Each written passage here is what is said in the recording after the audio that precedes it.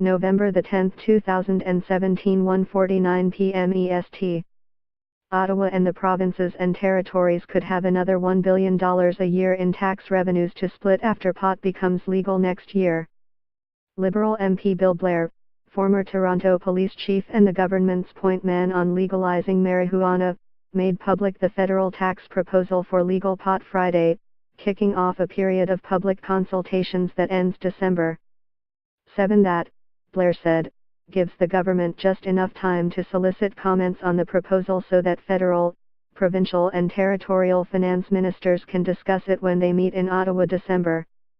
Leading the way with a 15% surge.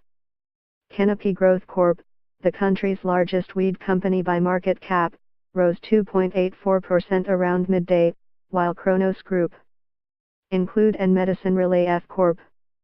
were up 6.6% and 5.83%, respectively. The plan would add an excise tax of $1 per gram of marijuana or 10% of the final retail price, whichever is higher, with the revenues to be divided equally between Ottawa and the provinces and territories.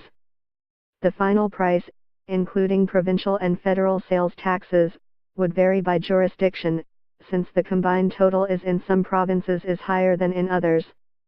On an $8 gram of pot sold in Ontario, for instance, the final purchase price would be $10.17, with a $1 excise tax and $1.17 HST. In New Brunswick, it would be $10.35. Alberta, which has no provincial sales taxes, could see the cheapest pot in the country at just $9.45 total for an $8 gram of weed. I'm very comfortable that the level of taxation that has been determined as appropriate in this case achieves our goals of keeping the price sufficiently low to be competitive with an illicit market, while at the same time not creating an incentive for the consumption and purchase of this drug, said Blair. It's a matter of finding the right level of taxation and price in order to achieve both of those very important public purpose aims. I believe that the work that we have done sets a very appropriate level. Blair gave $1 billion a year as a very rough estimate of how much Canada and provinces stand to raise from the plan, although that number is at the high end of the scale, he warned, since so much depends on just how many people will end up buying marijuana once it becomes legal.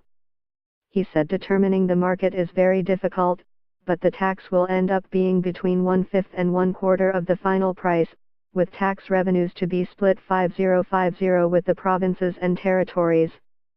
The market is currently controlled almost 100% by criminals, Blair said. It's an illicit market. Quite frankly, they don't share a lot of data on the size of their market, so right now we're operating on estimates. The taxes would be levied on both on fresh and dried marijuana, pot-infused oils and seeds and seedlings used for home cultivation. Revenues would be used for public education, research, enforcement and other activities around the regulation and administration of legal pot.